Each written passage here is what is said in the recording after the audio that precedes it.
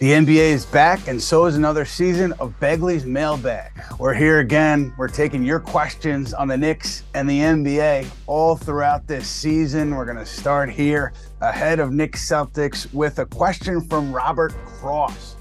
First time, long time. Robert says, and do you think the Knicks first unit will put a greater emphasis on ball movement to involve Quentin Grimes in the offense or not? I think that you won't see a significant increase in ball movement, maybe a slight uptick, but just based on what you saw in the preseason and based on how Julius Randle plays and Jalen Brunson plays, I would assume it's more of what you saw from last season where, you know, Grimes, if he's getting shots, it's beyond the arc and he's in the corner sometimes. I think, you know, there was preseason talk about Grimes having the ball more in his hands. I just don't know where that fits because you have RJ Barrett, you have Jalen Brunson, you have Julius Randle in that starting unit. So does Grimes get those shots, those opportunities to handle the ball in the second unit? It doesn't seem like there's a clear role or clear minutes there for him. So I would assume it's mostly more the same, although I do think Grimes has the talent and the ability to make plays with the ball in his hands. So I think it would behoove the Knicks to get him the ball more. It's just hard to see a pathway there. We got another one here from Zack Platter, and he wants to know, do you think Thibodeau will play RJ Barrett at backup power forward for small stints this year, or will Josh Hart be the only option there? Well, I know coming into training camp, the thinking was that Josh Hart was going to be the guy. They liked the idea of him operating out of the pick and roll, short roll, and passing the ball, finding open teammates out of the short roll. In the preseason, you did see a significant amount of Jericho Sims at the backup four. So that kind of makes me wonder about why do the Knicks want to take a longer look at that. I would assume going into opening night, Josh Hart is the de facto backup four. And if for some reason it's not working out the way that the coaches wanted to, maybe they go Jericho Sims. RJ Barrett, yeah, I would think he's an option there. But again, I think that the first crack at this thing is Josh Hart's, and then the Knicks go from there. Got a question here from Maverick2190. Maverick wants to know if Julius Randle is out for 1 to 2 months with an injury, how do the Knicks replace him? And this is a great question, and I'm not sure what the answer is because the Knicks roster is pretty guard heavy, and they elected not to sign a veteran backup power forward, traditional backup power forward over the offseason after they moved Obi Toppin. So the plan, I think, would be you put Josh Hart in your starting lineup, or you put Dante DiVincenzo in your starting lineup, and you can figure things there with maybe RJ Barrett at the backup four. But either way, the Knicks would be behind the eight ball trying to replace Julius Randle over a long period of time because they don't have that traditional backup four. They do have two contracts that are not fully guaranteed on their 15-man roster, so they could waive one of those contracts and then sign a veteran player who's not on an NBA roster at that point to come in and maybe play backup four. But the Knicks would be in serious trouble, I think, if Julius Randle gets hurt for an extended period of time because of the way their roster is at the moment, guard heavy, not a traditional backup four on that roster right now.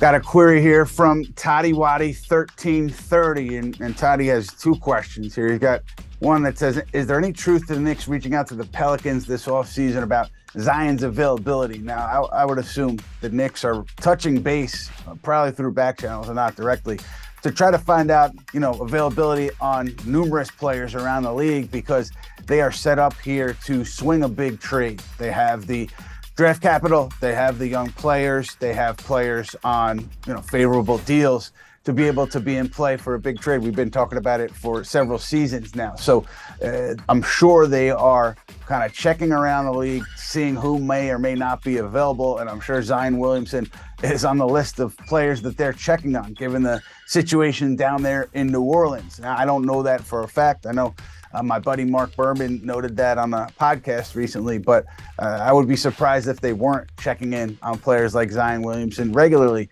to see what their status is. And then Todd has another question he's asking about Karl-Anthony Towns and if the Knicks would trade for him.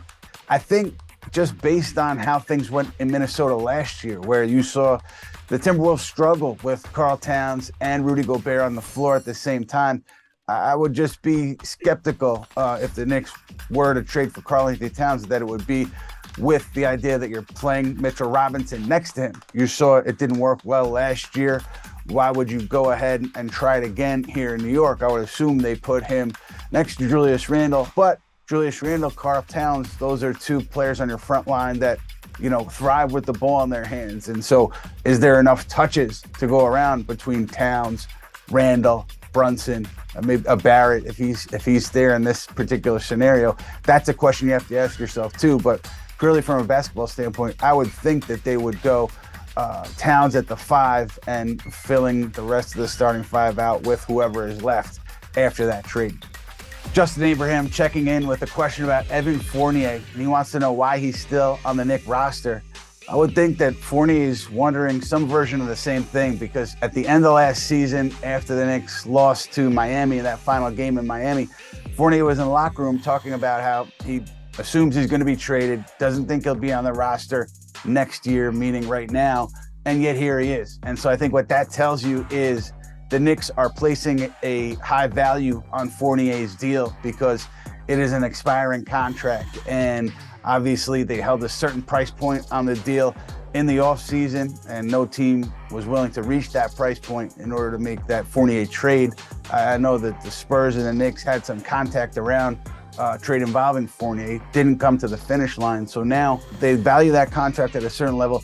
Does a team come up to where they're valuing it ahead of the trade deadline? Does a team need a shooter like Fournier off its bench to bolster the perimeter shooting at the trade deadline? I think that's what you're looking at now with the Knicks. And you're looking at more so December 15th on in terms of when and where Fournier would be moved, because it hasn't happened to date. I would assume they're keeping him at least until trade discussions start to pick up in the middle of December, when you can trade most free agents who signed in the offseason. Got a question from Camille888. Obviously, depending on injuries and other teams' moves, etc., where do you think the Knicks end up at the end of the year, record-wise and in the standings? I look at this roster. I think continuity was a sound bet to make with this roster, given the age of the players and where a lot of these players are in their careers. It's logical to see them taking another step forward.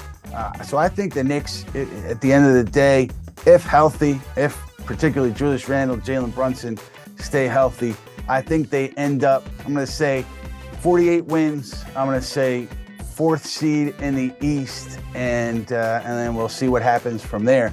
But I think that kind of real estate is where the Knicks end up.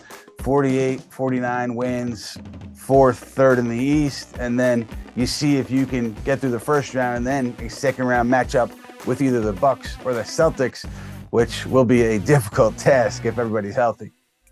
That'll do it for this edition of Begley's Mailbag on SNY.TV. But please keep those questions coming, because we're going to be back at you many times over the course of this season. It's going to be fun to see how things play out, and it's going to be fun to answer your questions as we go along here.